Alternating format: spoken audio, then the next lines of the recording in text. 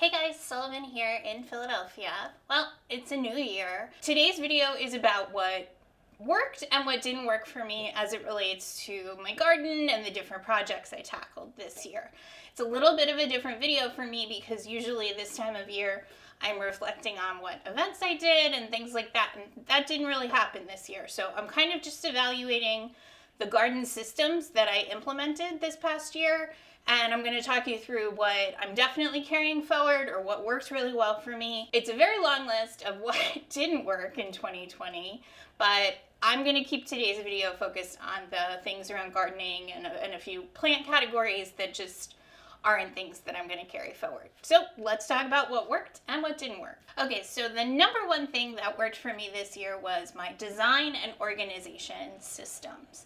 And I feel like I have to put this as the absolute first thing that worked for me this year, because I think the reason that I was able to get so much work done really by myself, because I had spent the time to create a plan, a design, and was working with a cohesive set of color palettes. It made it really easy for me to just kind of tackle each area per the plan.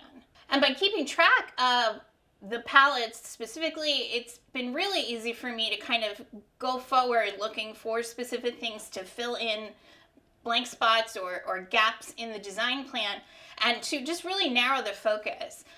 As a florist and now a gardener, do I still want all the plants? Absolutely. But with the amount of space that I'm working with and my COVID pandemic related budget crunches, as I moved into this year exploring how to buy seed starts, plugs, liners from commercial growers, it made it really easy for me to kind of stick to a list of what I was looking for and reduce the amount of time that I had to spend debating about what I really needed going forward. By keeping this set of parameters going, I was really able to narrow down on the specific areas that we need to work on this coming year, and I had to really look for more affordable ways to fill the space. We would like to start working on the area outside of our fence, and that's about 4,000 square feet of garden space that we need to put plants in to prevent soil erosion and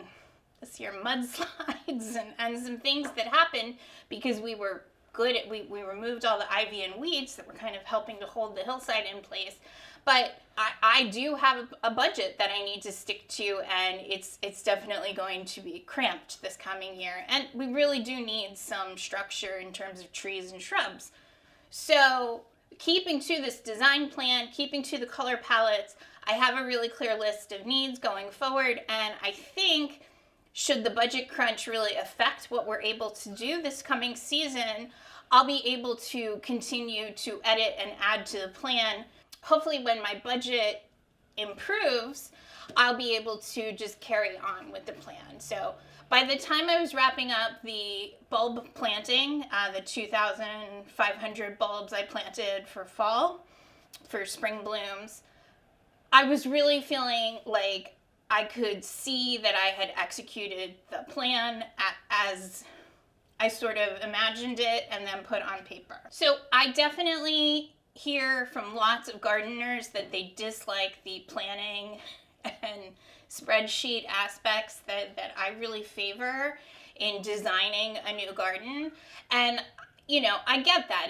They are not fun tasks. It's actually a lot of time spent at a computer doing research, redoing design plans continually, and sort of tailoring the plant choices to what you can really find. But for 10 years running my floral design studio, I have a lot of experience with both creating design plans and budgets and spreadsheets. So at the very least, I would suggest that if you're a collector of a specific variety of plant, whether that's dahlias or roses or bearded iris, that you at least keep those listed in a spreadsheet, ideally with a photo for reference and information like the specific variety, the specific type within the family, and who you got it from. Because when you're shopping, as we tend to do in the middle of winter, it really makes it a lot easier to sit down and look at a list and say, you know, I thought like I was just doing this morning. I looked at the dahlias that I had saved from last year. I have tubers in storage, and when I thought about what do I really need to add? Now, I don't know if they're all going to survive storage, but presuming I have slightly better success than I had the year before, I'll have some of those varieties available. And as I was looking through the list, I'm about to buy yet another large, creamy, orange, beige, peach dinner plate. I looked at the spreadsheet and realized, like, I don't need this.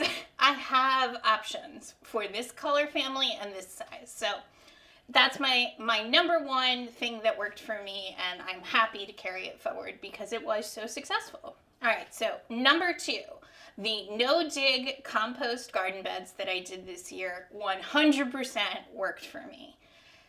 And I would highly recommend that anyone that is planning to expand or put in new garden beds make the investment in good quality compost. Not topsoil, not mulch, compost. Buy it from either a local supplier or from your local, most municipalities have a compost program for the leaf and grass cuttings that they collect in your area.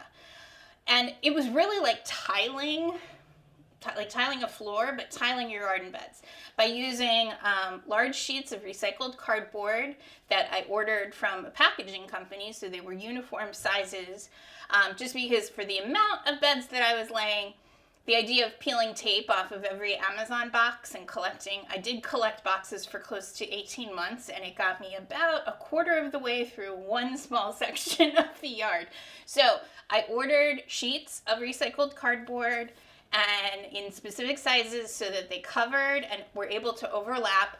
And it's done such a beautiful job of both suppressing weeds, allowing me to kind of create the curves and undulating curves to the beds, and the plants thrived. My friends that are also working on their garden, who live maybe 5 minutes from us, we came over to each other's gardens and had social distance, like walk-arounds, and one of my friends could not believe how well my plants were growing. Teeny tiny seedlings that were suffering in the early cold spring just went bonkers. Everything looked incredible. So many of my plants are young, and you wouldn't know it looking at how they came through this year, because they went into basically straight compost and then the untouched, undisturbed, pretty much weed-free soil underneath. So highly, highly, highly recommend the no-dig garden method. Next up, what worked for me would be my drip irrigation system. I had dabbled in this 2 seasons ago, and this year spent the time, the effort, and some of my gardening budget to really get the system set up so that while I didn't finish the entire property, and that was partially due to 2020 related delays in when work was happening, I have everything that I need to carry it forward, and as soon as early spring hits, I'll be, I basically got that side of the property hooked up. I need to do this area behind me. The irrigation was 100% worth the huge commitment to learning how to design the system. So I created the video on drip irrigation that I wanted to find when I was trying to figure out how to set my system up. There are a few gardening channels that have a little information about setting up a system, but I really wanted to get into the specifics of what to look for, what you need to measure and account for, because everybody has different water situations on their properties, and so it's really critical that you do some, again, design and planning steps in advance to make sure that you are able to water everything efficiently. And I think in addition to the compost beds being so critical for the success of my plants, many of the young seed starts that I had grown from seed and planted were able to really thrive, whereas in the past when I've direct sowed or put small seedlings out, when I didn't have consistent moisture in the soil, because it's very hard to hand water a large garden when you're trying to plant teeny tiny plants everywhere, everything grew because they got consistent water. And I used a system from Melnor, which is called the Rain Cloud system. It's definitely not a flawless system, but for the most part, being able to operate and set the schedule by my phone, they have an app, and make sure that, not that we went anywhere this year, but going forward, when we had blazing hot days, when I wouldn't be out there, when I would look out the window and see that something looks a little wilted and droopy, I could go to the app and find the zone and turn it on and give everything a hit of water. Completely necessary, definitely not in every zone. When you're growing as many small and young plants as I am, though, being able to give them consistent moisture and water without having to drag a hose around and try to hit everything with the right amount of water every day, definitely the way to go. All right, another thing that worked for me, I think I'm done counting because I might edit some of these out. Well, another thing that worked for me this year was my sun bubble. It was a very affordable, portable, and temporary greenhouse solution. And actually, it should really be, it's essentially an unheated cold frame. But because it's a self-contained, almost pop-up tent type of unit, it was the perfect solution for me. I did not want to build a hoop house because we had so much work done in our garden. I needed to be able to actually pick the thing up and move it around. And it was large enough that, I know that Erin at The Impatient Gardener uses these like kind of square shelving unit type ones. I think those would work essentially the same way. But for me, with it being kind of like a round self-contained pop-up unit, I was able to just basically drag it around the garden as I needed to. I mean, I had to take the trays and stuff out of it, but because the year was so weird and our schedule was so all over the place with when work was happening in the garden in terms of the fence and the grading and things like that, it was really nice to be able to just like take it down, put it back up, move it around. And at one point we had so much work happening that I had to take it down, pop all the plants in the garage for a few days, and then take it back out. It is like a tent, so we've had a few severe windstorms this year. The last one in the fall ended up blowing the thing down the street. So I needed to do a little repair, got a little puncture in one of the clear vinyl panels, but it will definitely be serviceable for this year. And it has definitely made me consider what I really need in terms of if I need a greenhouse, if I need a shed that has just a greenhouse or skylight and glass area that I can put seedlings in. It's been so long since I did a talking video. It's definitely because of the temperature that the bubble heated up to when it was in direct sun beyond May, June. It definitely made me think about how much use I would actually get out of like a truly greenhouse type of structure. So I'm now kind of narrowing my focus on designing a shed, a storage shed that has some like workroom or sunroom like features. So ability to put seedlings in there, let them grow, let them have access to the sun, but have the ability to kind of shade that area once it starts to get really hot, because it was getting up to be 105 degrees in there in the full sun, and that's not functional for a person to be in. It's definitely not functional to keep plants inside. So I know that greenhouses are incredibly, I think they're trendy because they're very Instagrammable, but for the expense of putting in some of these things, I think that having some kind of structure that allows you to keep the temperature cooler once it starts to get really hot and make it a usable space. It would be so nice to have a space outside to make flower arrangements in, and I could not work inside a greenhouse or a bubble. Because myself and the flowers would wilt. But if you need some place to start to harden off your seedlings or start your dahlias early, which is going to be one of the next things that I talk about, the sun bubble was a great option. Are there cheaper options? Definitely. But I liked the idea that this was made with the tent poles and things it's all combined.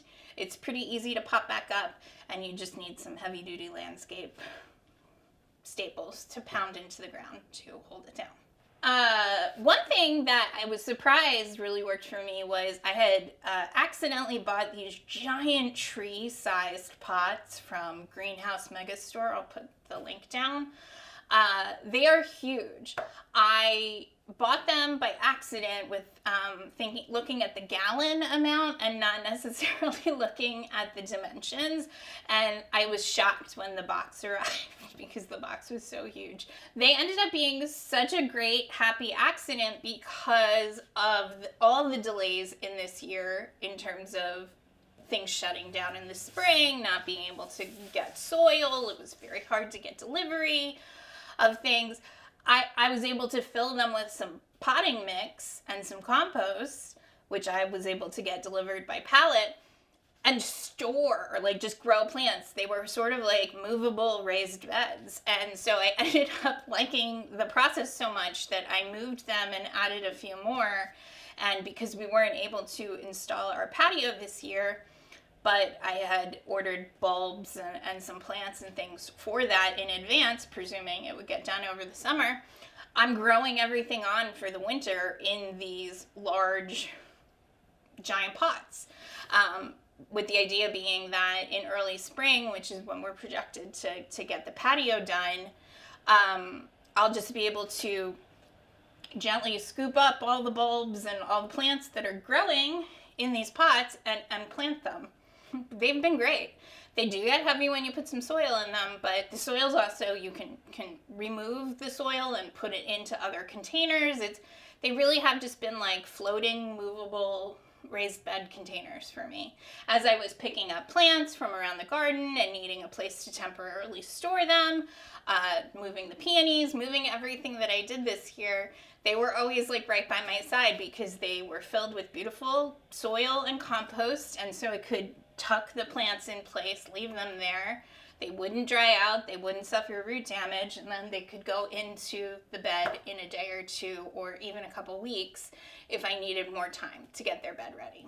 So, a happy accident. Another thing that really worked for me this year was starting my dahlias and my bearded iris in, actually is the same set of pots for them, early. And I was able to do the dahlias early. I started planting them up at the end of March, and they grew on through April and actually most of May in the sun bubble, which was good because it was slightly warmer.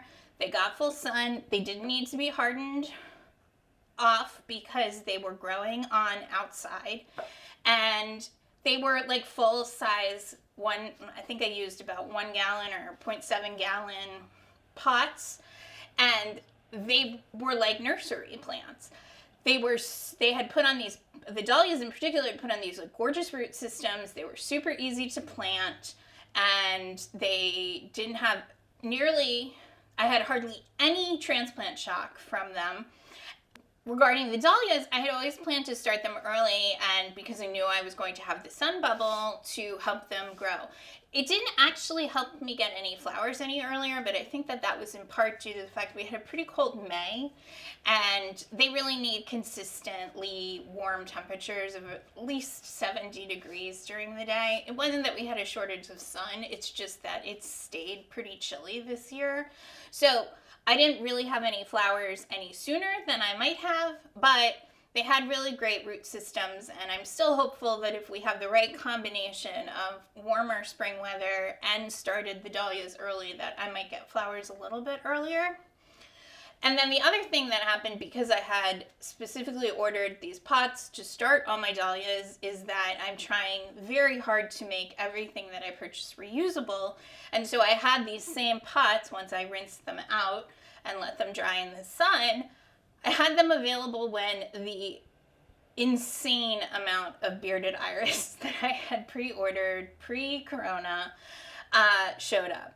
The beds that I was working on, they started to show up end of July into August. It was blisteringly hot here in July, and I was just physically unable to work outside most days just because of the temperatures.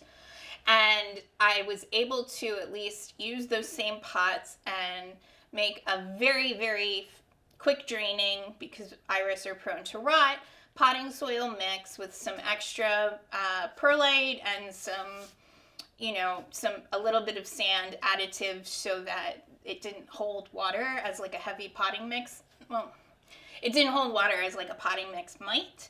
And pot all those iris up and let them sit outside in a protected, sunny afternoon shade area. And they, again, grew root systems like truly nursery-grown potted plants. They were beautiful. I didn't end up even getting them planted until October because it took me that long to get all the beds finally finished and ready to go. And I walk around and I'm amazed. They're planted at the right depth because I potted them to the right depth. They're thriving, and I'm so glad that I was able to do that. So I feel like if you're getting something that's arrived at a time that doesn't really work for where you're at in your design plan, have some of these like larger sized storage containers on hand and some pots to allow you to kind of pot up your own version of a nursery plant, and you'll be happy because you can plant most of this stuff. You want to plant a lot of stuff on the other side of September. So, but more on why when we get to the things that didn't work. And then finally, of all the things that worked for me this year, I'm going to include one of my holiday projects. It wasn't strictly gardening related, but it was decor and design related. And that's the ornament heart that I worked on through most of the end of November and December because I got sick and had to take a break. But I'm including this not for pats on the back. I am including it because it worked. The concept behind the design was to provide some joy and make people smile in my neighborhood, or make people, I guess, who saw it online smile. And I heard from so many people that it did. And I consider that a success. That it achieved the goal of bringing people some joy and making people smile. And it is attached to the room we are in now. So I've been keeping the lights off in my office at night, but I've seen so many people popping up at my fence and leaning over and taking photos, and I've been tagged in photos of people who've taken it on Instagram, and it made me really happy. I've enjoyed the other designs that I've done with the same ornaments in the past years, but to see how many people just appreciated the design and it made them smile, and that was the reason that I did it. So I definitely have to include that as something that worked for me this year. And it also got the wheels turning because so many people liked it.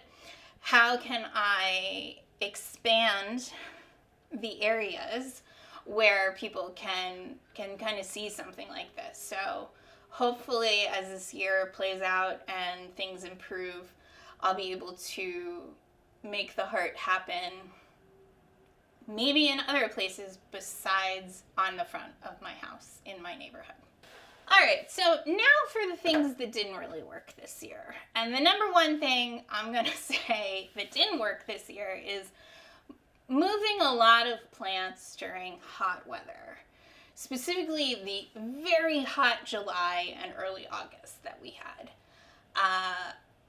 I am not the most experienced gardener, and I do believe that people learn best by having certain things fail, and you learn a lot of valuable lessons from that. I definitely did. Not every single plant I moved during that time frame died completely, but they were sufficiently set back enough that it would have been better to just wait for the temperatures to change. So while I do think that most of my moving things around days, I think, are behind me based on that plan and based on the color palettes, I may still have to pick something up, move it over, things like that, and I'm just not going to do that from mid-June till the first or second week of September.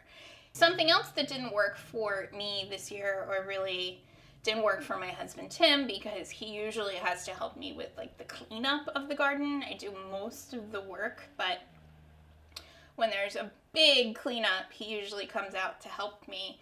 And he was so frustrated with the annuals Specifically, some of the annuals that I grew from seed, like amaranthus, mostly the amaranthus. They are an annual cut flower, so they just created so much plant waste. The stems are gigantic, the root systems were big, it was a huge amount of work to cut everything down. We had to pull it up because I needed to plant some bulbs and things like that where these plants were. And it was just so much waste that we couldn't put into our small compost area. We would eventually like our garden to be primarily perennials. I grew far too many plants and too many varieties from seed, but I also knew that we had the space and we weren't going to be able to fill it with store-bought perennials right away. And I didn't want the weeds that I had worked so hard to eradicate to come back. So there are a few things that we'll talk about in the seed starting video that I'm just not going to grow again because I didn't enjoy them in the garden. And I am going to be more selective about what I grow, specifically as a cut flower annual in my beds, because I don't plan to keep a separate patch to cut things from. And I really want to focus on annual plants that you can just let die in place. The amount of cleanup and pulling and trash was just too much. So that is something to definitely be considerate of going forward, since I want him to keep helping me. So another thing that didn't work for me this year that we'll get a lot more into when we start some seeds is single-use plastic. I was kind of floored by how much single-use plastic there is in the seed starting process. The majority of what's sold at the most affordable level is really more like a single-use insert or tray liner.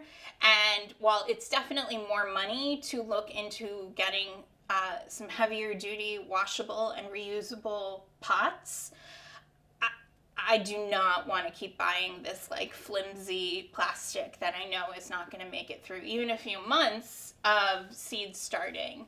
So to that end, I really am looking at growing in preformed plug trays, growing in soil blocks, buying a heavy duty enough tray that they last longer, because when you buy the cheapest, lightest duty trays, and it's filled with water or heavy plants, they start to crack and split. So while I know a lot of it is recyclable or made from sometimes recycled plastics, I don't want my efforts to garden in the most environmentally kind way that I can to contribute to more plastic waste. So another thing that did not work for me this year is peat moss.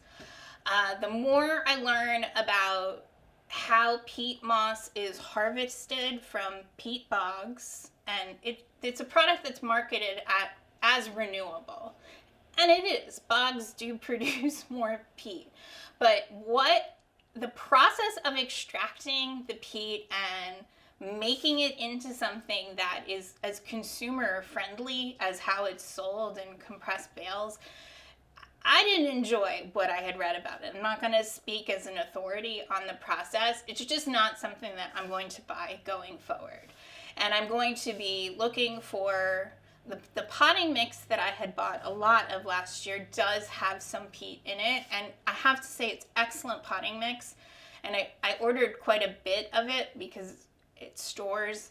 But I'm going to be looking for one that is peat-free going forward. There are just other options that you can use in soil mixes that don't come with the same level of processing that's required for peat moss to get to us in the consumer-ready state.